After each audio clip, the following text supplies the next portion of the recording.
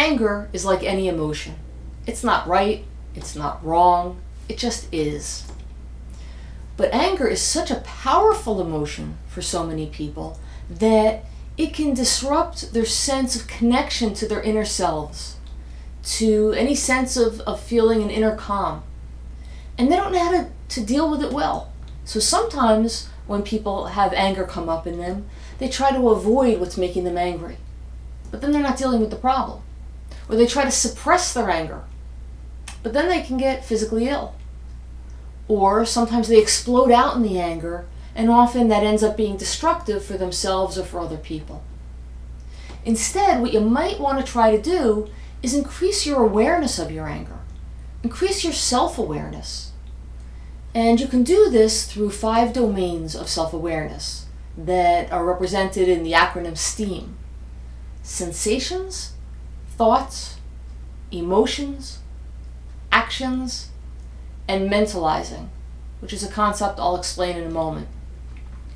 So when you bring your awareness to your anger, especially if you can start when your anger is at a low intensity, because that allows you to just think a little more clearly, you can pay attention to those domains of awareness.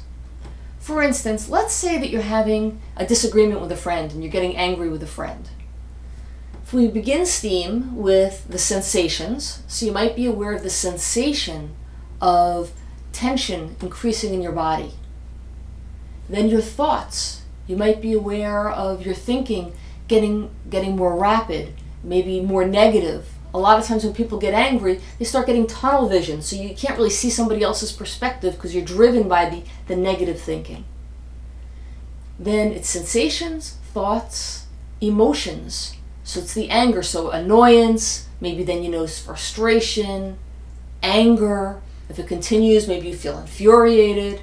You're aware of the level of emotions. Sensations, thoughts, emotions, actions. You might at first notice that you hold back on what you're saying to try to listen to your friend. Then maybe you cut them off. Then maybe you notice that you're talking over them or yelling at them, maybe throwing things, whatever it is. You notice your actions. Then we get to mentalizing. And what mentalizing is really getting where someone's coming from. If you can understand what's happening in someone, their thoughts, their emotions, desires, whatever it is, then you can understand where their actions are coming from. You're holding their mind kind of inside of your mind. That's mentalizing. And you can mentalize someone else as well as yourself. So if you mentalize your friend, maybe what you realize is your friend just had someone close to them die. And so they're feeling very sensitive. And in that case, instead of arguing more with them, you might pull back and just change the subject because you realize where this is coming from. As opposed to if you're thinking they're in a good place and it's just a difference of opinion, but you understand maybe they have sensitivities to the topic, then you might have different thoughts about how you want to approach the topic. So this is the mentalizing. It helps guide you in how you're going to respond to the situation. But you have to be self-aware on all different levels and aware of where that other person's coming from.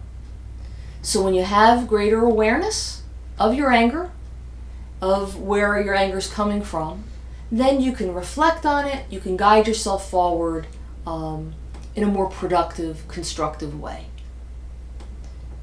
If you like this video, please subscribe to my channel, and I would love it if you could leave some comments below. Thank you.